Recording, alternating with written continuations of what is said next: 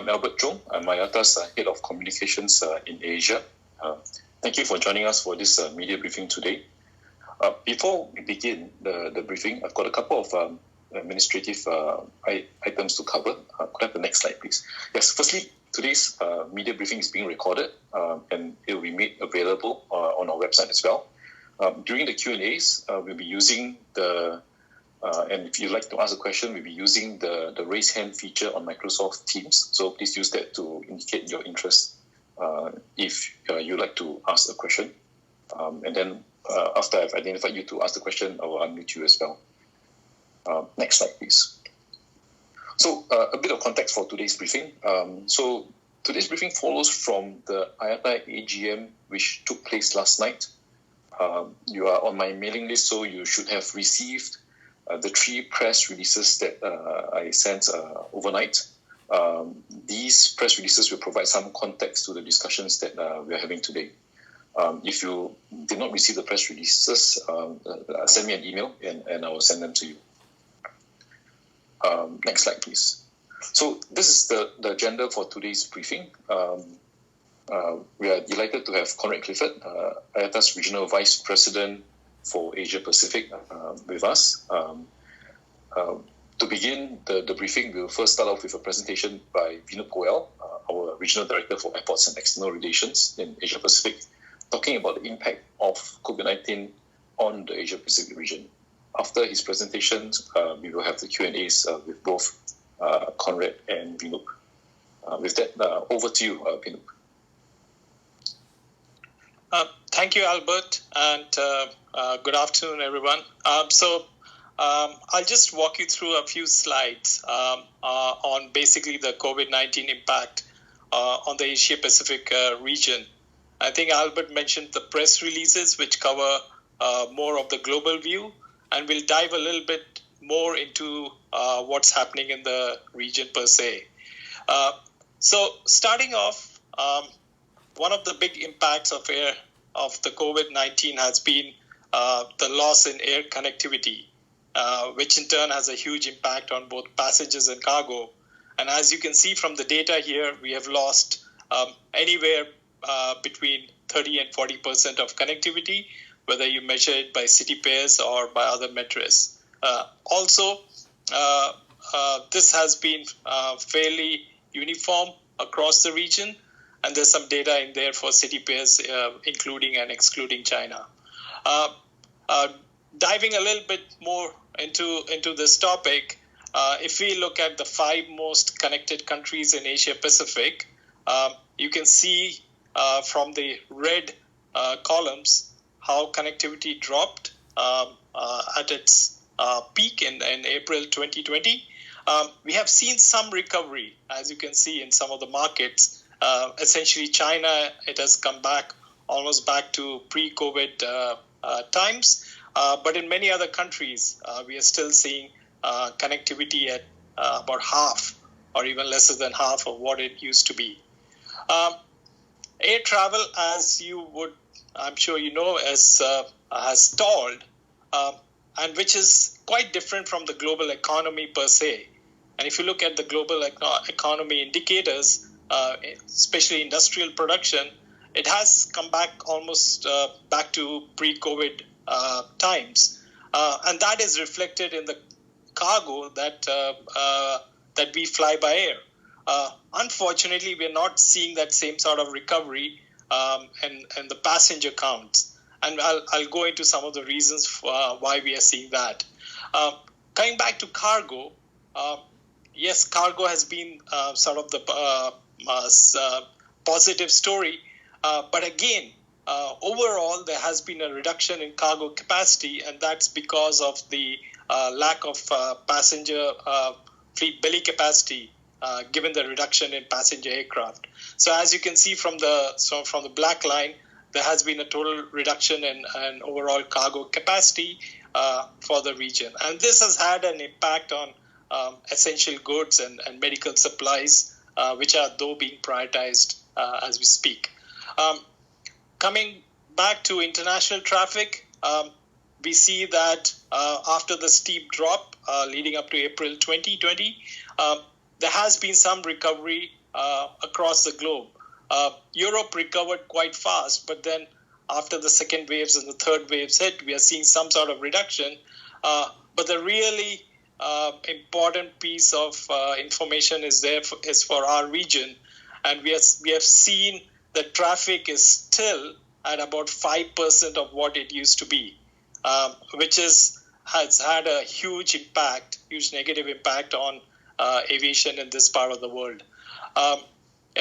If we look at on the domestic side of things, there's been some divergence. Some of the countries have seen domestic travel come back quite swiftly. China, Russia, across the globe. But again, if you compare it with some other markets in Asia, for example, Australia, because of the severe lockdowns, even interstate lockdowns, we haven't seen that level of recovery. Again, in Asia, we have seen recovery in Korea quite a bit, and Japan to a certain extent. So overall, the big story for us is that traffic continues to be impacted by border controls. If you look at the map on the left, essentially the whole of the region has either totally restrictive conditions or even partially restrictive conditions, which involve quarantine. So that essentially means that borders are closed. We are tracking travel bubbles and mutual agreements. And as you can see from the image on the right, the green lines reflect some of the travel bubbles or agreements. And you can see they're very limited in number. So overall, the story in the region is that borders remain to be closed, which has had the impact on international air travel, which explains why Asia Pacific is still 5% of what it used to be. So passenger traffic, overall, if you look at domestic and international combined, we have seen a reduction of about 60%. And airlines have seen their revenues drop by about the same amount. This obviously has had a huge impact on airlines' profitability. And as you can see, over the last few years, Asia Pacific Airlines have had a good run. But this year, we are forecasting a deep loss of in excess of 30 billion, 31.7 billion to be precise. Some recovery next year, but again, we expect the region to be in the red to the tune of 7.5 billion. Going into some more numbers and,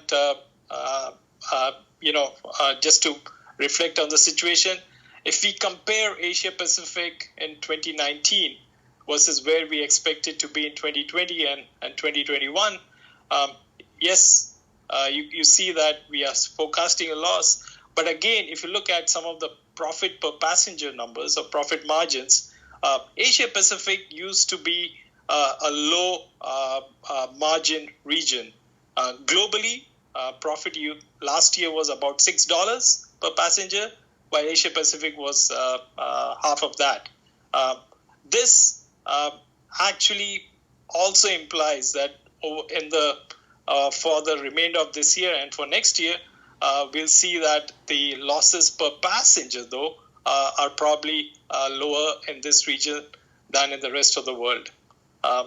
Again, we are seeing that there'll be some growth in passenger numbers, but again, the recovery in 2021 will not compensate for the reduction in 2020 for both passenger and cargo. What has been the impact of all this? So pre-COVID 2019, if you look at the overall benefits of aviation, aviation leads to employment and GDP. One of the two of the major impacts of aviation, in addition to connectivity, Asia Pacific aviation was responsible for about 47 million in jobs and about close to $1 trillion in GDP. But with COVID-19, we expect about half of that to be at risk in Asia Pacific. And as you can see, this puts about 23 million jobs at risk in the region, with about 462 billion in GDP, which is why we as an industry have to do something about it and are working hard at it. So looking ahead, we expect, consistent with the rest of the world, that traffic in our region will recover to pre-crisis levels around 2024. But we expect, again, there to be almost a two-speed recovery process.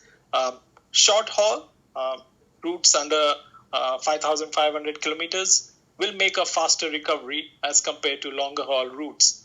And that's, again, a function of domestic travel is not impacted that much by closed borders. But international or longer haul traffic is being impacted by border closures. So if we were to kind of summarize this in terms of what are key messages, the call for action for governments and other stakeholders is we need to ensure air connectivity, restore air connectivity as a key to the recovery of the economies in this region. Air travel, international air travel in Asia Pacific has been disproportionately impacted by COVID-19. And so what we need to do, we are asking governments and other stakeholders to do is, one, continued government financial assistance. Also, we need to ensure that the cost of air travel does not rise due to increase in costs of infrastructure, airport and ANSP charges, or fuel fees or taxes. But everyone in the supply chain, in the overall aviation ecosystem, need to work together to keep costs low. Increasing costs at this time can have a devastating impact on the recovery of air travel. But most importantly, and last but actually the most important message is, we need to get our borders open. We have found, and we have seen more and more countries, is the public health authorities are the ones that are controlling whether borders are open or not, for very good public health reasons. A country does not want to import infected people. They're trying to deal with the health crisis at home. They obviously do not want to import more infection. And the response, unfortunately, in many cases has been, let's keep the borders closed, or let's open the border but impose quarantine. Our surveys have shown that quarantine is equivalent to keeping borders closed, because people will not travel either for business or for leisure. So what we are saying is, and IATA has come out with some guidance and will come out with some more guidance, is that you can replace quarantine with testing. And there's no one size fits all, but there are different models of testing, and we are going to provide some more guidance on that. But testing can can give governments the peace of mind that the people coming into the country, that risk can be managed. Also, the second half of this is there are technology solutions for both contact tracing and testing verification. You may have seen the IATA news press release on the IATA Travel Pass. That's just one of the solutions, and we are working with other partners on an open standard for that. These solutions can help implement the measures that governments need in order to open borders. So that's all I had, a quick overview, and back to you, Albert. Great, thanks, Vinoop. So later on, I'll be sharing Vinoop's presentation, so I will email it to those who have participated in the call. If you have questions, please use the raise hand feature on Teams, and then I will identify you and I will allow you to unmute. So first question goes to Ashwini. Oops. Ashwini, are you still asking a question or not? Or maybe not. Okay, first question goes to Adrian.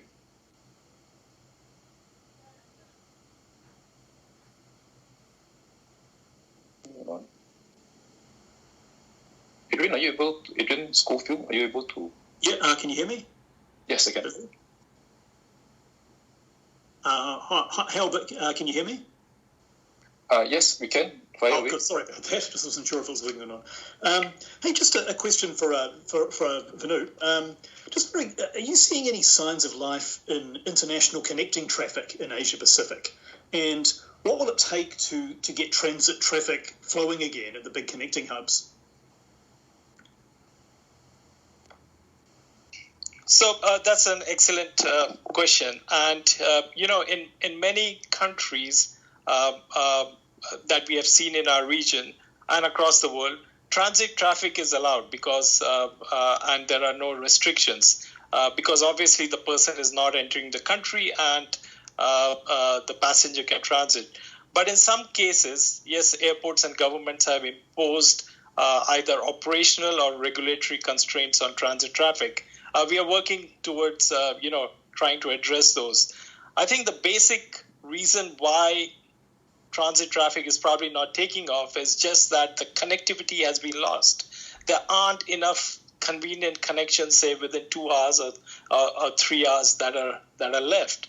And for people to go through the list of restrictions to go from A to B and then from B to C can be overwhelming. And there aren't that many good connections left that used to be there.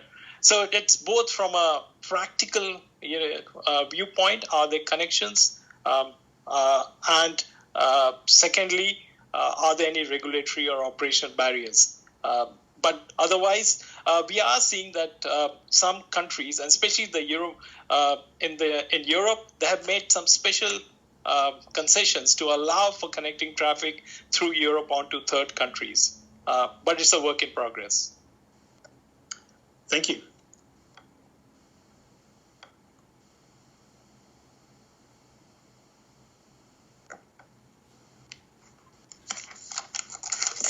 Okay, thanks, Vinu.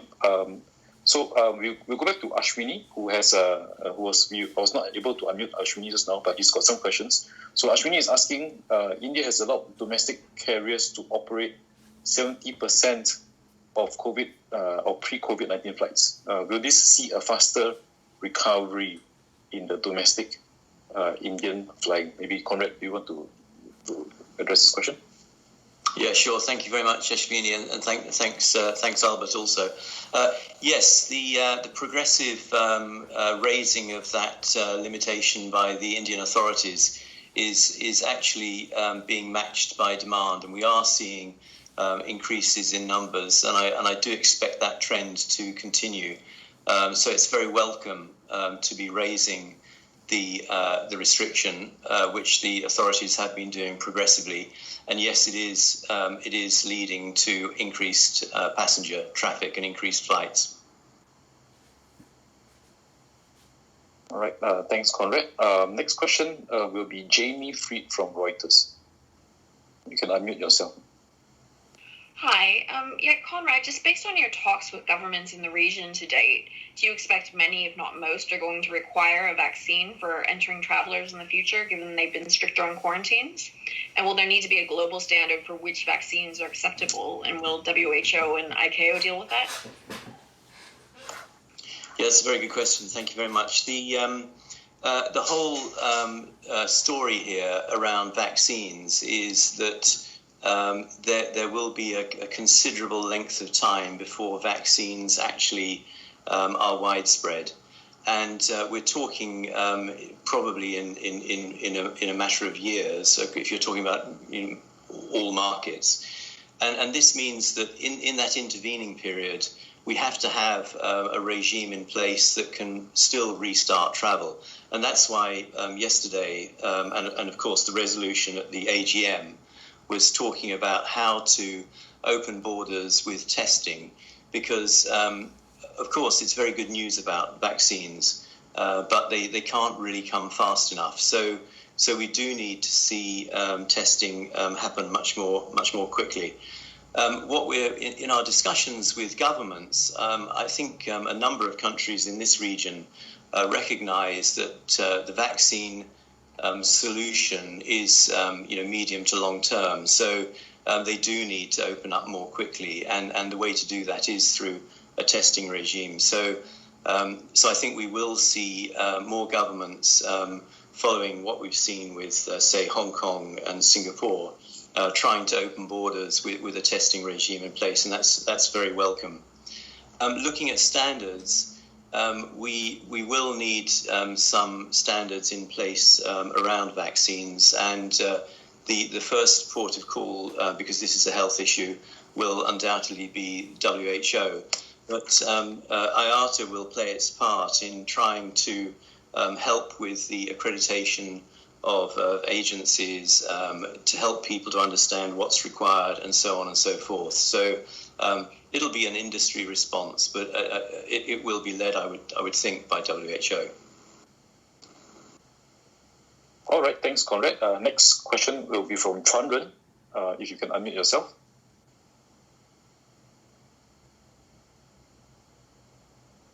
Conrad.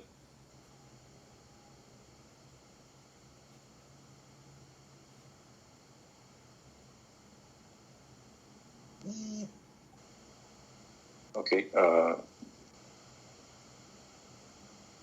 Conrad, are you able to unmute yourself? Okay, if not, we'll go to the next question from Steve Creedy. You can.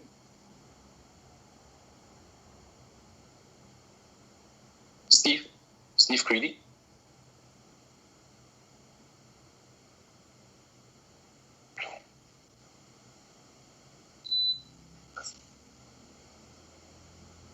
Okay. Let me go to some of the questions that are online for now. Give me a minute.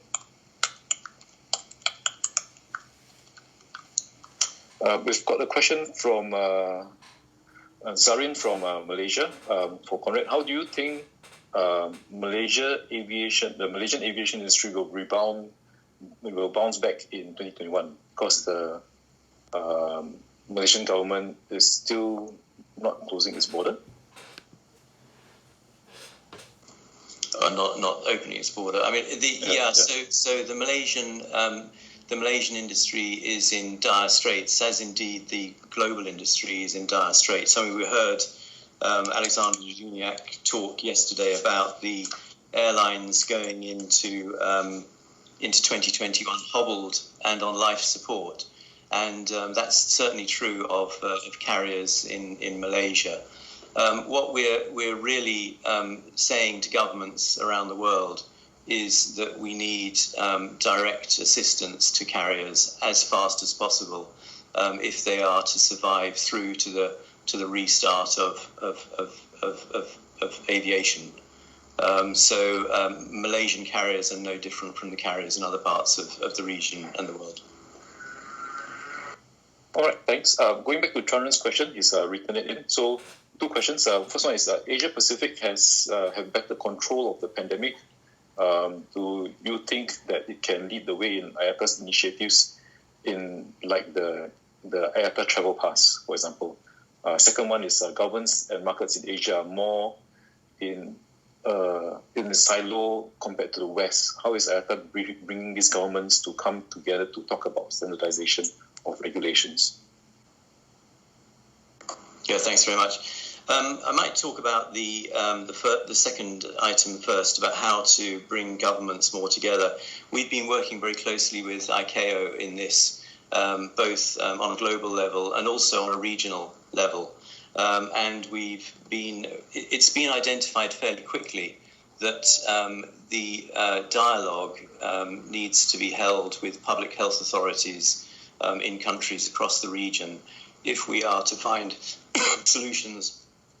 So we've been organising webinars with public health authorities, most recently on November the 4th with 9 countries in this region, assisted by ICAO. And that process is moving along well. In terms of whether, your first question, whether Asia Pacific can lead the way, we had originally thought that Europe would lead the way in reopening borders. But then, of course, Europe has been hit with second and third and fourth waves of transmission. So that hasn't really happened. And we're also very hopeful about the Hong Kong-Singapore bubble. which of course was due to start on the 22nd, but it's now been delayed by a couple of weeks. But I do think that Asia Pacific has the opportunity to lead the way with a couple of governments getting together and showing other governments how it can be done. Cool, great. Thanks, Conrad. Next question, Alfred Chua from Flight Global. If you can mute yourself, Alfred. Hi, can you hear me?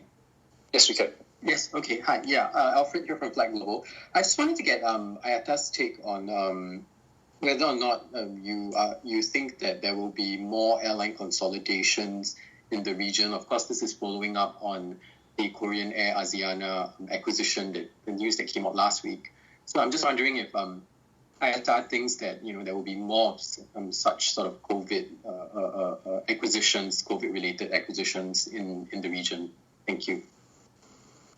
Yeah, thanks very much, Alfred. It's a very good question, and certainly, as was made very clear at the AGM, airlines are in very, very dire straits financially.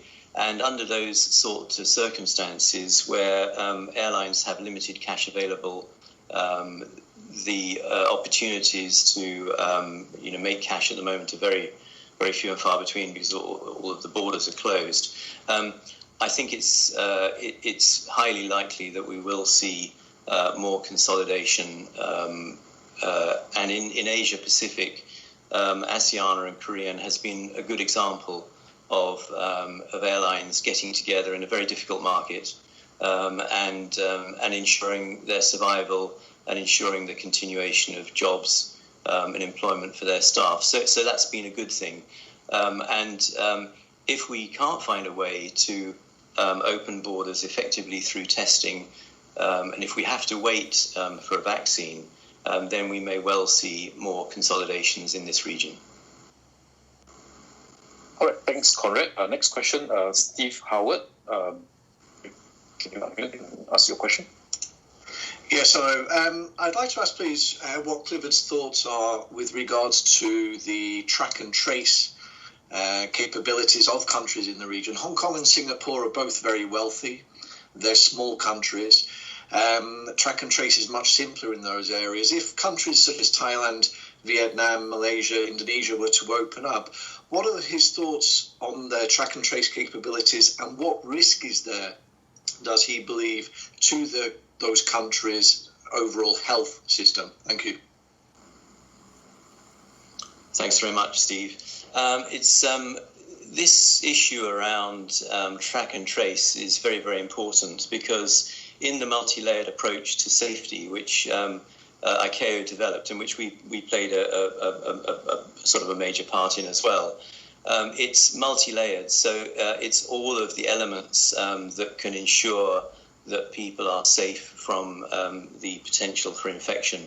And track and trace is important because if you're going to control transmission, you need to be able to track and trace very quickly and very effectively so that you can deal with any incidences of infection. So it's a very important tool in the armory of governments and of health authorities to bring COVID under control. Obviously, different countries have different capabilities, as you rightly pointed out. But I think what we're going to see, most of these tracking and tracing capabilities at the moment are in the form of apps. And I do think that in the countries that we look around the region, if an app can be developed that can effectively enable tracking and tracing, and obviously subject to legislation on privacy and those sorts of things in any country, then yes, I don't see that as a major problem. So it's really about the ability to develop the track and trace apps and then roll them out in these countries. And given that there's every likelihood that we will see travel passes proliferate as travel restarts, I wouldn't be surprised if track and trace apps were an integral part of those sorts of initiatives. Great, thanks, Conrad. We'll go to one of the questions in the chat. It'll be from Shabia from Sri Lanka. So with Sri Lanka acknowledged to be one of the countries handling the pandemic well and looking to welcome tourists in the coming months, what is your take on the country's role in the region and in the travel sector? Well, we were very encouraged to see that the Sri Lankan government is providing financial support directly to Air Lanka and it's Sri Lanka Airlines, and it's recognising the importance of tourism to the Sri Lankan economy. So that's a very good thing. With any country that plans to open up and then does open up, always the issue is what the impact is in terms of transmissions going forward. But we do encourage Sri Lanka because they have made some good steps forward, and we would also encourage them to put in place the testing regimes that will enable a safe restart as they get tourism in that country back on track. And in that respect, they could be a model for other countries. Great. Thanks, Conrad. Next question will be from Caroline Bui from TTG Asia. So, Caroline, please unmute yourself.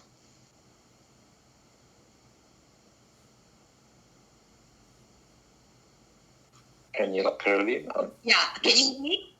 Yes, I can.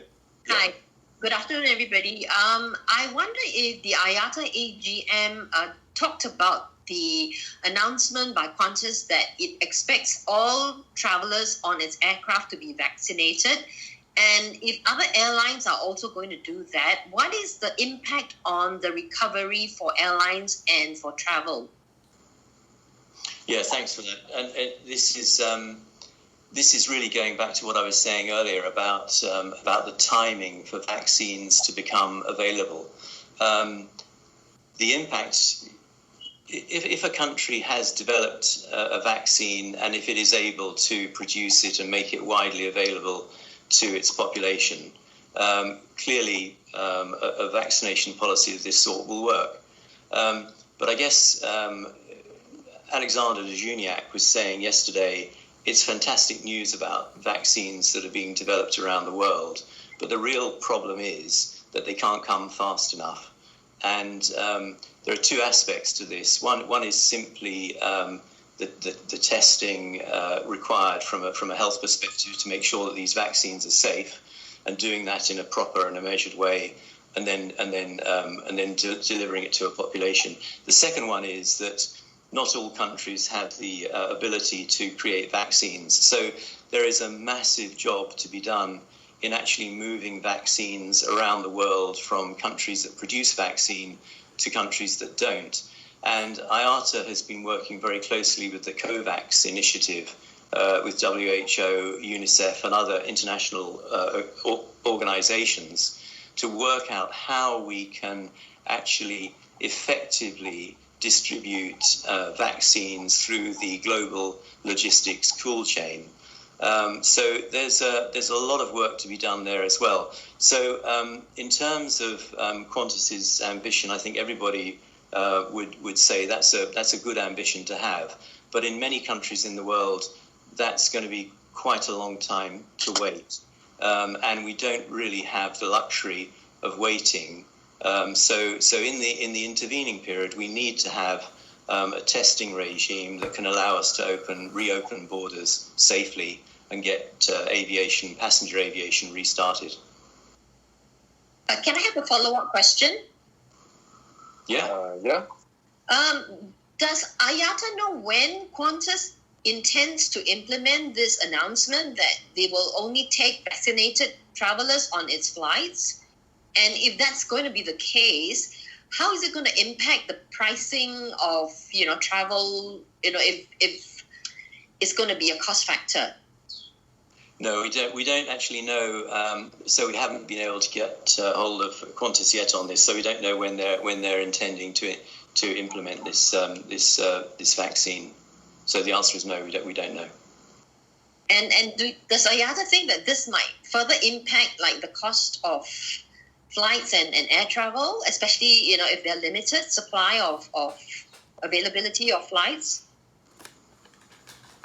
It's the issue is the limited availability of vaccine and the time that it takes to distribute the vaccine around the world, and then so that's the real issue. It's the fact that vaccines are coming, but they can't come fast enough.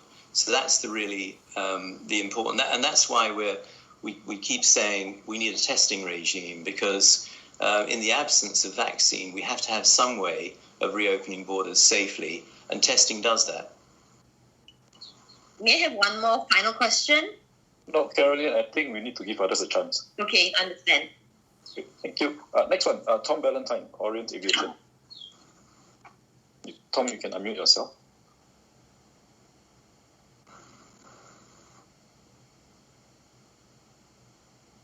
Tom? Okay, maybe I'll read Tom's question. Tom submitted it in the chat as well. So Tom is asking if in our economic summary, our IATA's economic summary suggests that half of the airlines will run out of cash by the end of the first quarter of next year. Asia has some strong airlines, but a number of them were struggling prior to the crisis. So what is the danger of further bankruptcies in the region? Yeah, and nice to hear from you, Tom, and I hope you're keeping well. Yes, I mean, it's this is why we're really calling for governments to intervene, because there is a very real risk that airlines will fail, particularly medium-sized, smaller airlines, as we go into 2021. So yes, it's a very real risk, and it's something that we need governments to be aware of. And to help us with. There's been a lot of good moves by certain countries in the region who've already stepped in and sort of helped, not just airlines, but airports, ANSPs, I mean, it's the whole industry. And we want more governments, and particularly where airlines are running into very near-term issues in terms of profitability. We need governments to step in and help. Great. Thanks, Conrad. Next question, Lucas from the Australian Financial Review. Can you unmute yourself, Lucas? Hey guys, can you hear me? Yeah, we can. Yes, we can. Yeah, cool. Look, I just wanted to ask, with the Qantas announcement the other day, I mean, can you realistically convince governments to open themselves up to some sort of testing regime instead of full vaccination required for international travel? When airlines themselves are saying, no, you'll need a vaccination to get on our flights? Well, if you think about, so you'll need a vaccination before you get on our flights. I mean, when we're talking about the testing regime, that's exactly what we're talking about. We're saying that there will be a requirement for vaccination. And the reason we're saying that there needs to be this kind of testing, a requirement for some form of testing, is that at the moment we have standard 14-day quarantines in many countries across our region, and if those quarantines continue, we'll see a continuation of the current 90% reduction in traffic. We did some surveys earlier this year. 83% of respondents said that they wouldn't travel if there was a 14-day quarantine in place. And the level of reduction in traffic just reflects the truth that people aren't travelling because of quarantines. So we need a testing regime in place to be able to reopen borders. Thanks. Okay, thanks, Conrad. Next question, Pranjal Pandey. You can unmute yourself. Pranjal.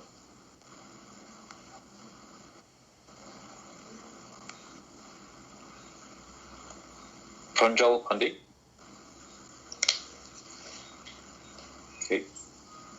Okay, you can unmute. If you can pin your questions, then we'll answer your questions. Meantime, I will go back to another question on the chat from Zarina from Bernama. For Conrad, the Malaysian government is providing indirect support to airlines. So, plus with borders remaining closed by at least until the end of the year, do you think that this will delay the recovery of the Malaysian aviation sector? think I'm not sure that the two are necessarily linked. I mean, I think it's essential that government continues to support the sector so that when the recovery comes, the airlines are able to continue to operate and to restart and to rebuild connectivity for the country. But it does depend on the actual COVID situation that applies in any country, including Malaysia. Great, thanks, Conrad. We'll go back to the question that from Pranjal, who couldn't unmute himself. So the question is, does Asia Pacific have any strategic advantage over other regions in terms of a recovery, and how has it fared compared to other regions? Certainly, China has done very well in terms of bringing their domestic situation under control. And it remains to be seen how that will work out for international traffic from China. There do seem to be, I mean, obviously we were the first region to be hit by COVID, so we probably have a better understanding of it than other regions. So I would say there is something of an advantage there, but I wouldn't say that Asia Pacific has any sort of particular advantage over the rest of the world in this respect. Great, thanks, Conrad. Going back to those who have raised their hands, Ting Wei from the Straits Times. Can you unmute yourself? Ting Wei?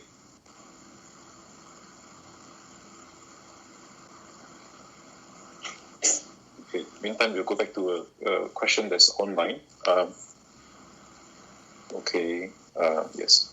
So yeah, if you're not able to unmute yourself, then submit your questions on the chat. So we'll go back to another question on the chat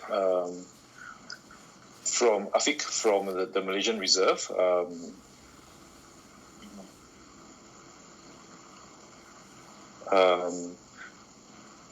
Do you think that the airlines consolidation is good and could be a solution? If yes, what kind of consolidation? Is it the same airlines within the same country or cross-regional? Oh, that's a very interesting question. Is consolidation a good solution? I don't think there's any particular formula or recipe for this. I think it's going to vary depending on each country and each airline. And could there be consolidation across the region? We've had a number of airlines who've tried to set up regional operations, but they've tended to be challenged by the ownership and control rules that apply in different countries with respect to air operator certificates. So I would think that cross-border consolidation is probably going to be unlikely, but consolidation within countries, yeah, I would think that's certainly a possibility. Great, thanks, Conrad. Next one, Greg Waldron, Flight Global. Can you try unmuting? You've got a question? Hi, Conrad. Greg from Flight Global here. Hi, Greg. With the bubbles, all right. It took quite a while, and we had the Singapore bubble open up, or it didn't open up. A lot of hype and hoopla. And I'd like to ask two questions. I mean, why has it taken so long for bubbles to open up? Because there would seem to be some obvious bubble candidates, like Taiwan, 0 cases, very successful. Vietnam, 0 cases, and these were very vibrant air travel markets before coronavirus. But yet we've seen no traction there. So, first question would be why haven't there been more bubbles between some of these obvious candidates? And the second question I'd ask, is there a concern among airlines that governments will react very quickly the minute there's a spike in cases, as we've seen with the Singapore-Hong Kong bubble, where they just shut it down immediately upon a few cases popping up in Hong Kong? Because it would seem to me that would make the bubble model very fragile. Yeah, you're right, Greg. So firstly, in respect to why haven't we seen more bubbles, it's really about the attitude towards risk. What we're seeing with public health authorities is that they tend to have a policy to totally eradicate the infection and then open. So that they tend towards border closure, 0 cases, reopen. And that tends to gravitate away from opening up bubbles with anybody, to be honest. So that's why we haven't seen more bubbles, because the sort of the risk calculation in public health is sort of slightly different than the sort of managed risk that we see in aviation, for example. And then in terms of immediate shutdowns on sort of spikes in terms of COVID and the changes in legislation, yes, I mean, we've seen this in a number of countries where they've opened borders and then they've closed them. And it's been very difficult for passengers because they're never quite sure what regime is going to apply, and that has had a direct dampening effect on demand, and so that is a weak link within current attempts to reopen borders. Thank you. Okay, thanks, Conrad. Next one, Adrian, you've got another question. Adrian, would you like to unmute yourself? Yeah, thanks, Albert. Yeah, thanks a lot. I'm just wondering, be interested in getting your thoughts on the outlook for premium business demand post-COVID, given that there's been a lot of airline commentary about how they see perhaps a permanent shift in premium and business demand due to new meeting technology, kind of like what we're doing right now. Yeah, exactly. So, and there's been a kind of blurring between business and leisure. With people working from home, working remotely, and will we see similarly a reduction in business traffic? General opinion is that a reduction in business traffic is likely because we're seeing some sort of economic weakness, and in periods of economic weakness we tend to see softer business travel. I have to say that the whether people will actually decide to opt for alternative technologies is another one that a lot of the industry has been talking about, and the general opinion is that people will try to save money by not traveling as much if they can, but there is a requirement for people to go. We're talking about business travelers. Business travelers, they need to go and do deals, they need to go and negotiate. And people that we're talking to are saying that they don't see that this is currently feasible over alternative technologies and virtual meetings. So we're very confident that part of business travel will rebound very quickly. Thanks a lot. Thanks, Conrad. Next one, Yun Su Yip. You can please unmute yourself and ask your question. Yun Su. Hi. So my question is, the point has been raised a few times that quarantine, 14-day quarantine does have a similar impact as closing borders, but the countries that have dealt with the pandemic relatively well, they've been largely either closed or at least restricted borders. So how do you manage keeping the cases down without being isolated, or is it too early to open borders? Yeah, I think you're talking, Hyun-Soo, I think you're talking here about relative risk. And what we've been saying is that for countries that have a relative similar level of risk, then they should consider to open their borders without quarantine. Because if let's say you're a country that doesn't have COVID, and then you open your borders to another country that doesn't have COVID, there really isn't a requirement to have quarantine, because there's no one in this country with COVID and there's nobody in that country with COVID. So why submit them to a 14-day quarantine on arrival? In the CAPSCA documents that have been circulating, there's talk about risk assessment. Countries need to make a risk assessment, and if they can find countries that are at a similar level of transmission as that country, then you can open your borders, and you aren't going to make the situation any worse. You're not going to increase the risk of transmission, because in the transmission rates in both countries are the same. Okay, thank you. Good. Thanks, Conrad. We'll go to a question that's in the chat by Rick Kundu from India. So what are the consolidated losses expected by the Indian carriers in 2020 and 2021? And given that there hasn't been any financial assistance by the Indian government, how do you expect this will affect the Indian carriers, since most are loss-making? Yes, I don't have specific figures for India. We shared the figures for the region previously. Obviously, they're substantial. And the other thing to mention is that losses will vary by carrier. And given the increasing domestic activity in India, I would hope that those carriers can get back to a cash positive situation possibly more quickly than carriers that don't have a strong domestic market. The Indian government hasn't engaged in support for airlines, and we do urge them to change that position and to assist airlines and airports and other aviation stakeholders. So this is something that we continue to encourage and urge the Indian government to do. Cool. Great. Thanks, Conrad. And just to clarify for everyone, when we do the profits and losses outlook for the industry, we go down only to the region. We don't have a country level profits and loss assessment of the country.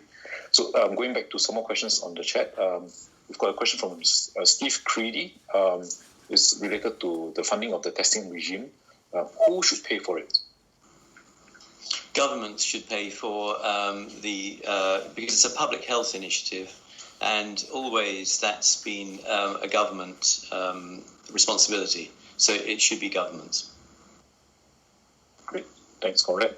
Going to the question from Ting Wei, who we couldn't unmute just now. Does the failure of the air travel bubble to take off between Singapore and Hong Kong show that the recovery in air travel is going to be even harder than expected? So for SIA, for example, Singapore Airlines or any other airline that doesn't have domestic travel to fall back on, are their prospects much gloomier, and what can you do to help themselves? I don't think they're any gloomier than they were before, but they were pretty gloomy to begin with. Because we've seen the same thing happening in other countries where they've opened, then they've closed, then they've reopened. So this delay in the Singapore-Hong Kong air bubble I don't think it surprised anybody. Of course, it's a pity, but I guess we're encouraged by the fact that the government both governments are still intending to relaunch or launch in about 10 days' time now. So that's good. But yes, I mean it is going to be a long slog to get the industry back to profitability, and we're not as the association, we're assuming that the industry might get back to cash positive by the end of next year, largely on domestic. And then probably by 2024, we'll get back to 2019 levels. So this is not going to be anything that can be done quickly. A lot of people have been saying it's not a sprint, it's a marathon. It's going to take a long time. It's going to take a lot of work. So yes. Thanks, Conrad. So going back to those who have raised their hands, Simin from Syrium, please unmute yourself. Hi, it's Simin Ngai from Syrium. I wanted to ask, travel bubbles and arrangements have been bilateral thus far, but what are IATA's views about the possibilities for economic blocs in the case of Asia Pacific, perhaps ASEAN or regions like the Pacific Island nations? And as kind of like a related question, will we also get to a point, or would there be any indicators that signal that perhaps instead of governments, airlines should take over the discussion of setting up bilateral agreements to restore international travel? Thank you. Nice question. So the idea of setting up regional blocs that would permit travel and have some kind of testing standard in place, it would be fantastic. But what we've seen when countries are talking to one another about opening, they're moving very carefully, and they're tending to look for countries that are very similar to them. So when you've got different levels and rates of infection in one country as compared to another, those countries don't tend to want to open up to one another so easily. So I think in the beginning, if we could set up bilaterals that are fully opened, that would be a huge achievement. And then gradually move that into regional groupings like ASEAN. Yeah, that would be fantastic. But it would probably need the countries in that group to have similar levels of transmission. In terms of who should be doing the sort of opening up, it has to be government, because this cuts across a lot of different areas. It's been largely driven by public health authorities.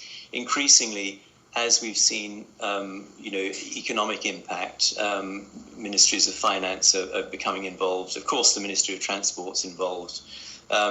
But yes, it's more of it needs governments to agree.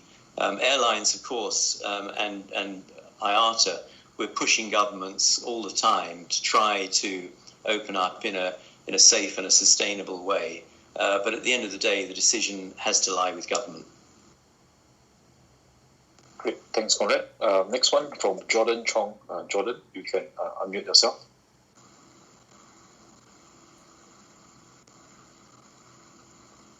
Jordan?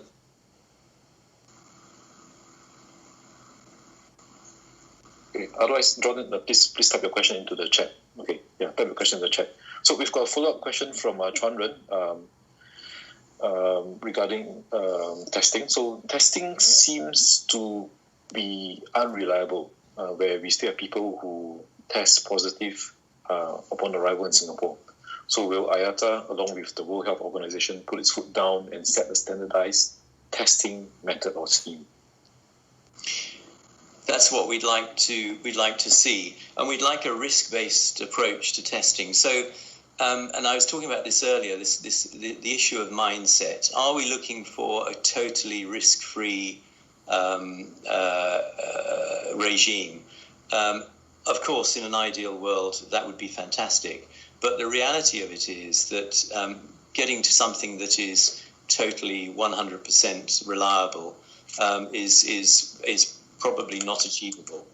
And in that case, there should be a risk-based approach that accepts a certain level of false, let's say false negatives, but nevertheless accepts that level of risk is acceptable coming from one country to another.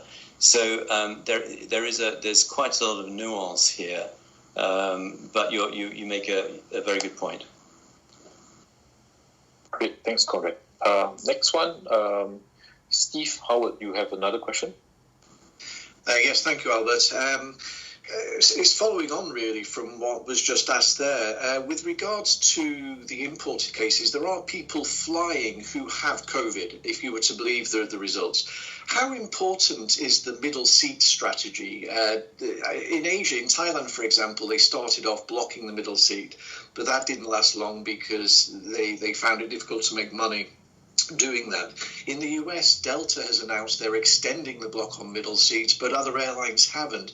In terms of building confidence and balancing that with profitability for the airlines, what's IATA's position on the middle seat, and what are your thoughts on whether the airline should be blocking it? Thank you.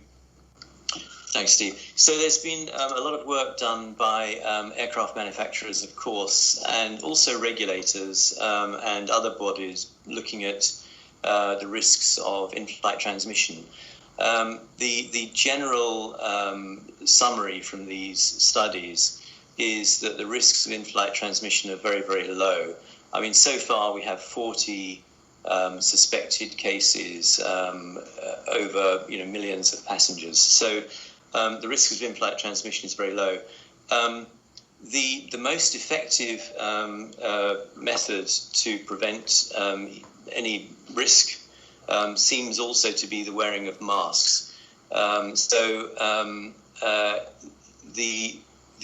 way that you sit in an aircraft tends to mitigate against infection, and the internal ventilation with an aircraft coming down from above and with the air being replaced every 3 or 4 minutes. All of this means that the risk of in-flight transmission is very low, and so far the evidence for in-flight transmission is like I say 40 cases globally.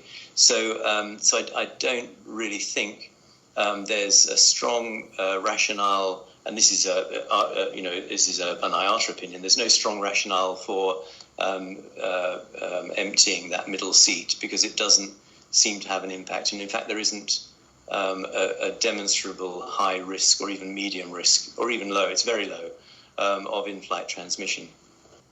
Yeah, and I think the research that was done by Airbus and Boeing both showed that even though you're seated next to each other, because of the ventilation systems, it's equivalent to having 6 to 7 feet, being 6 to 7 feet apart from the next person. Yeah. So that's the research that was done by the manufacturers. Going back to the question from Jordan Chong, so do you think there will be any change in the approach to mergers and acquisitions, joint venture partnerships and alliances, both cross-border and within the country, taken by governments and regulatory bodies in light of the changed market conditions? Could they take a less restrictive approach? The answer's got to be yes, and the reason I say that is because if you look at Korean and Asiana, a year ago, who would ever have thought that the Korean government could have remotely agreed to a merger between those two carriers?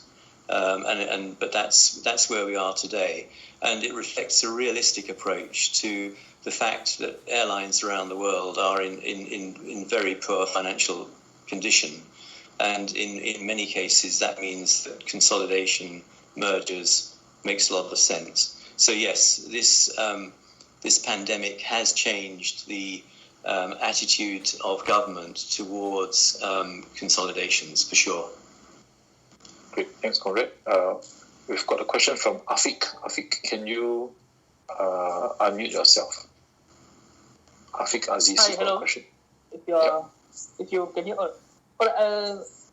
About the disruption of the whole supply chain from the parts manufacturer and also the MRO activities, how bad are they doing, and would they be able to cope up with the airlines industry once the border is going to open and the economy going to restart? Yeah, that's my question. Thank you. Yeah, and I hope I've sort of made the point as I've been talking. I mean, the issue is as bad for stakeholders within our industry as it is for the airlines.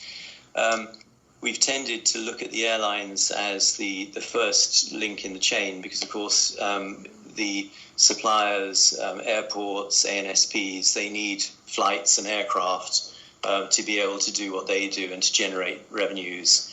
They are also in very poor condition and also need assistance. It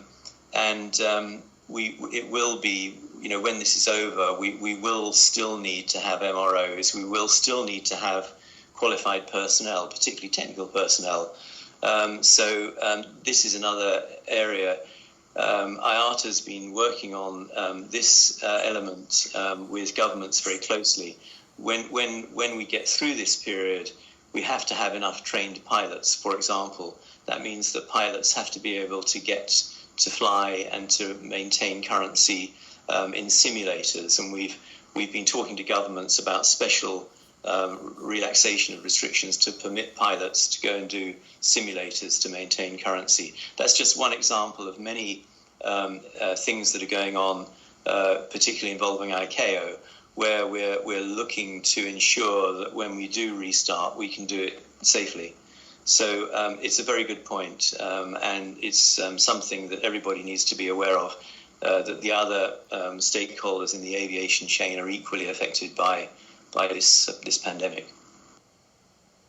Great, thanks, Conrad. So I think we've covered the questions that have come in. So, and we are at 4:05 now. So I think that's the amount of time that we have for the briefing. So thanks everyone for joining today's briefing. After this call, I will share the slides via email. Should you still have questions, please feel free to email me. My email address is given on the slides.